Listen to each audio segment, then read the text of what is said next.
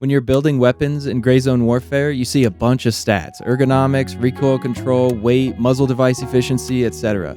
But what do they actually do? I spent a lot of time building guns, isolating variables, and testing everything under controlled conditions so you don't have to. Today, I'm breaking down the weapon stats and showing exactly how they affect your gameplay. Let's start with ergonomics. This stat affects two main things. First is weapon sway. A low ergo value gives you a much wider spray pattern. A high ergo value tightens it up. I saw a 46% reduction in sway distance going from negative 30 ergo to positive 56 ergo. 46% is a massive difference. Now the sway duration is affected by a different stat, but we'll get to that in a minute. Second, aim down sight speed and weapon recovery speed. I tested a negative 21 ergo versus a positive 54 ergo and saw a 32% faster ADS time.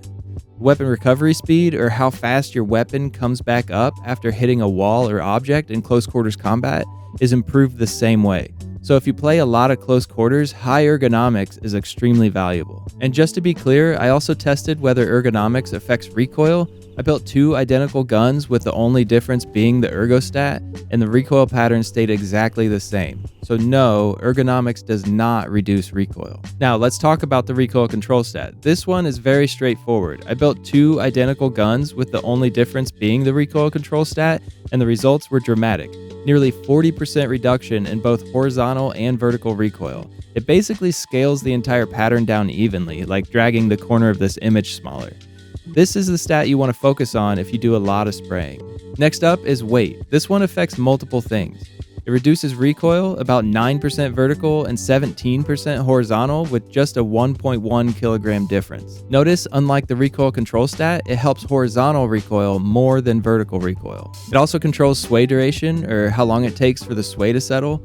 Ergonomics controls the sway distance, but the weapon weight controls how long you have to wait for it to stop. So heavier guns equals longer sway duration. I graphed a bunch of different weights and it's very linear. If you hate that eternity feeling while waiting for your sights to settle, try running a lighter build with high ergo. Weight also affects arm stamina. Heavier guns drain your arm stamina much faster, and it's worth noting ergonomics has no effect on arm stamina. Muzzle device efficiency is pretty minimal overall. The hyper tap muzzle brake gave the most noticeable recoil reduction of all the AR-15 brakes, and silencers gave the best results overall, but a lot of that seems to come from the extra weight rather than the device itself. The reload speed stat is completely backwards. The lower the reload speed value, the faster the reloading speed, which is backwards from what the tooltip tells you.